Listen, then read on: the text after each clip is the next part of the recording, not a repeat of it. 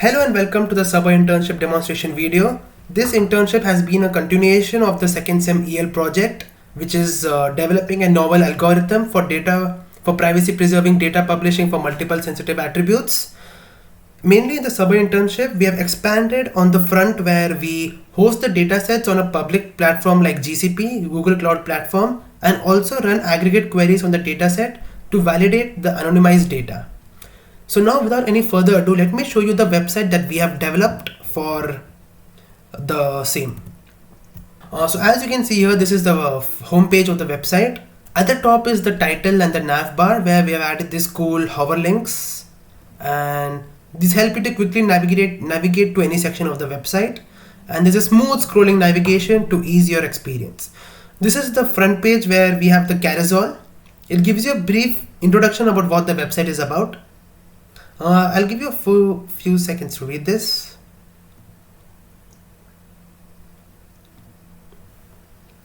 Yep.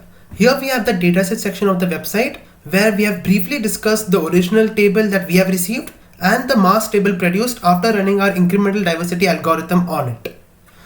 So over here, there are buttons provided for each dataset where upon clicking on it, it will be locally downloaded to your system as a CSV file.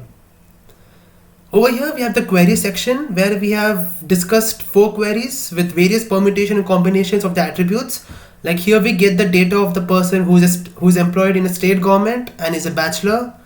Here we are getting the divorcee details, so on and so forth. And for each query there's an associated query button where if you click on it, you'll see the exact query run on GCP, which is right over here.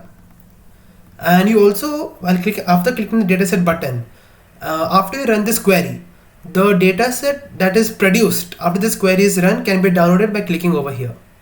And again, it is locally downloaded to your system. And over here, we have done comparisons of running the same query on the original dataset and mask dataset and discussed the results in the paragraph explanation over here. And we have done this for age, gender, and zip code quasi-identifier attributes. At the last but not least part of the website, we have the footer and about section where we have given the team member names, which is myself Hardik, Tanmay, Ashik, and Raza. And we also have a project description section over here, briefly giving the project summary in a nutshell.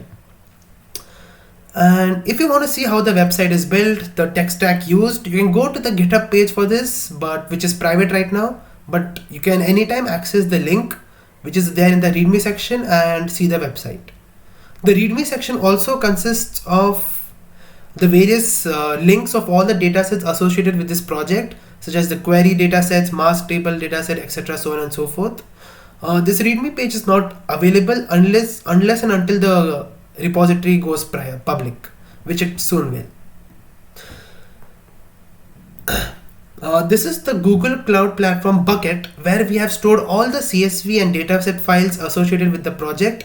Like here we have stored the comparison results, here we have stored the query results, here we have stored the mask dataset, and here we have stored the original dataset. Not to forget, we've also stored quasi-identifier and sensitive table dataset tables here too.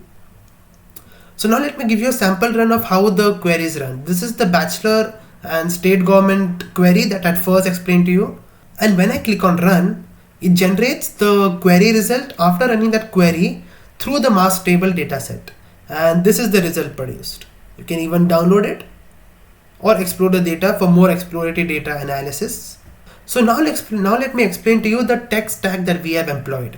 We have majorly used HTML, CSS, JavaScript, and the JavaScript framework that we have used is React, which is mainly front-end heavy, front-end focused website framework, because most of the functionality that we had to use was front-end, like displaying and presentation of the work done, and the back-end functionality was little to none. So we decided to go with React.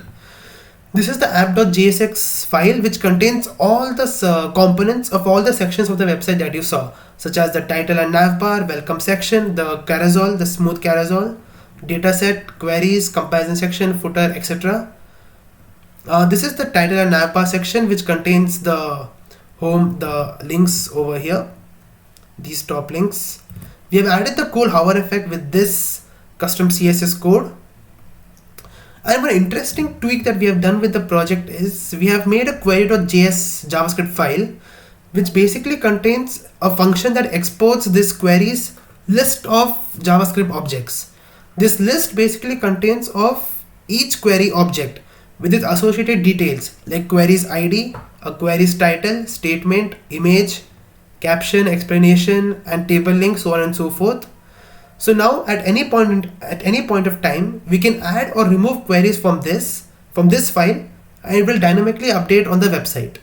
We basically use a .map function in JavaScript to iteratively render the query to generate the query tag for each query object.